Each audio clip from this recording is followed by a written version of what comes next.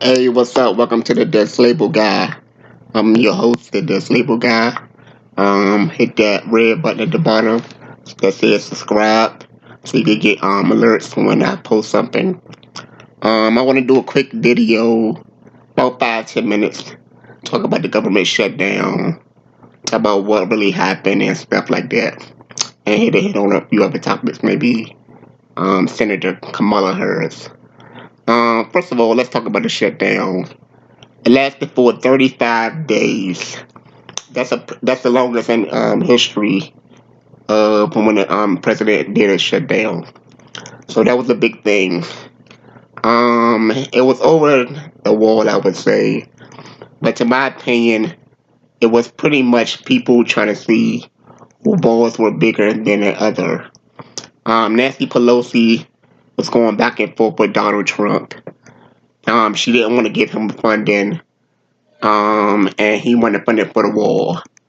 Now, I read an article the other day that said the U.S. government lost 11 billion dollars during the time of the government was shut down. Now, Trump only wanted 5.7 billion dollars, so that's like almost double of what he wanted. So who won? Who lost? It said that Trump was accepted the same deal that was on the table prior to the government shutdown in December of 2018.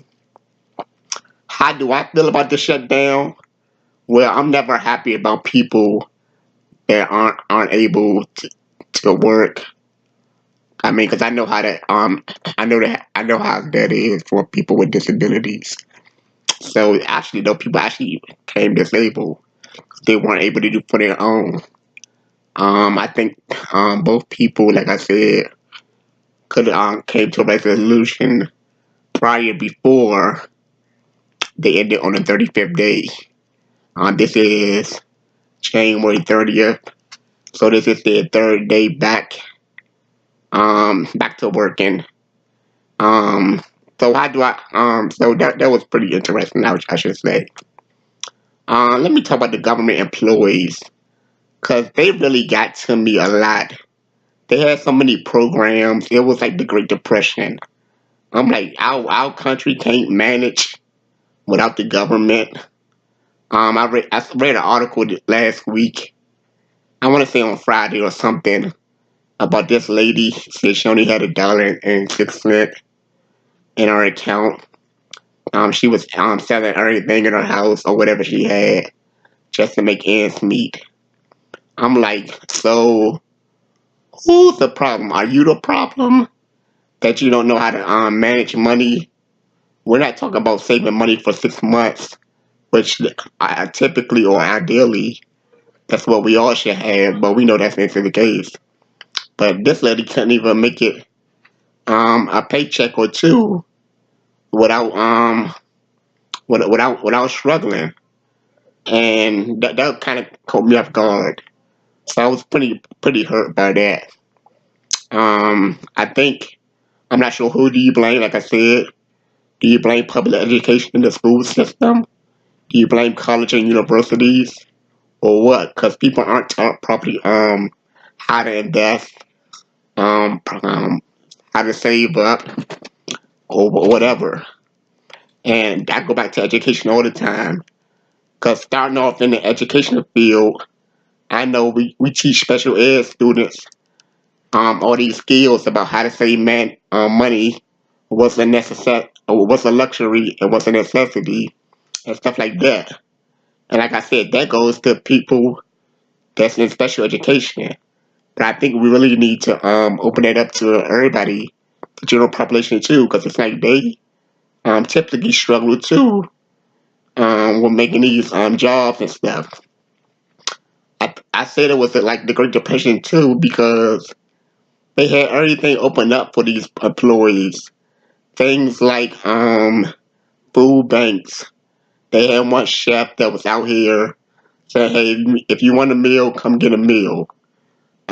Just churches open up to them. I mean, the school system. Hey, you want a job? Come substitute here. And let me hop on that real quick because I think um that stuff needs to go to teachers. Teachers out here make the less money. Um, they have less resources. They don't have adequate supplies. They always come out their pocket. But who's giving back to them? I mean, you may have one day teacher appreciation month or your all days or week, but teachers need more. I think more stuff like that should be going to teachers instead of the federal employees. Like I said, they deal with pretty much overcrowded classrooms. Um, Not enough support from the administrators. Not enough support from the parents and teachers. And I hope that the teachers, or I should say the parents, that did go in there and substitute, got a whiff of what teachers go through every day. And not always put it on the teachers, but put it on the students too. So yeah, there was a sister, two sisters that decided that hey, while while I'm on furlough doing a shutdown, I'm gonna start my own business. They started making cheesecakes and selling them to get extra income. I know Ellen wrote a check for them for $20,000, so that was a good thing. I think we all need to become more business savvy and try to do something that can make us marketable and make a income, not just always be the consumer, but be the employer and sell things and make things. I think Booker T. Washington was someone that talked about skill jobs and learning the trade. I was big on college at one time, but college isn't for everybody. I mean, I think the most thing to do is keep people in debt. I know people that now have PhDs, but still are in a lot of debt. So yeah, I think we need to change that as far as just if you want to get a college education and learn a trade too, or learn a skill. Like I say, when something happens in this world, who are they going to turn to? They're going to of course they're going to start turn to the doctors, the nurses, and the engineers. But they're going to need somebody else that you're going to be needed. What do you know how to do? How do you transfer your education into a skill that could help rebuild this world if something was to happen to this world? So I think this shutdown definitely taught us a lot. It definitely helped. Was it in a good way? Um, well, not let me say, was it meant to be that way? Probably not. But did it help? Yeah. So yeah, I think that was a good thing for us. That it opened our eyes to a lot of different things. Just helped us out. Let me hit on Kamala Harris real quick. She's a senator from California. She threw her name in an election. She's a Howard grad. Do I think she's the best thing to be running for president? I support her, and she probably will get my vote because I actually like some of her views and policies on things. But do I really think she's going to win? No, I don't. I think she's actually helping Trump get reelected if she does win and get the vote to run for president. I mean, I say that because look at what happened to Hillary Clinton. Hillary probably was the best candidate. And I must say, I was surprised to see that she didn't win. And I think that they setting Trump up for re-election. Right now, you have Elizabeth Warren, Kamala Harris, and I think one other lady, and somebody, and a guy named Castro that's trying to trying to run for president for the Democrat Party. I think Howard Schultz said he's thinking about running for president. I think he's going to run for independent though. So a lot of people are kind of mad that he's thinking about running. Because like I said, he's going to take votes away from Trump not getting reelected. And so is whoever run for the Democrat Party. So I think people need to rethink about their strategy of who's going to be the best choice to run for presidency in 2020. And like I say, I'm not saying a woman can't run this country.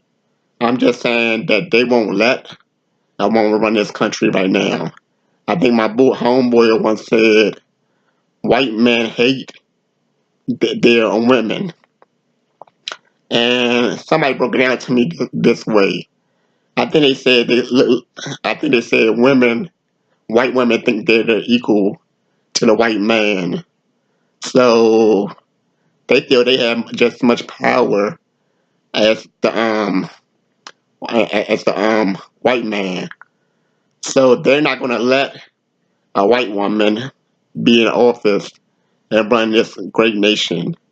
So maybe one day, but not right now. So I'm not like I said. I think it's time that they rethink who they let run, or Trump will get reelected. Like I said, I'm the disabled guy. Thank you for tuning in.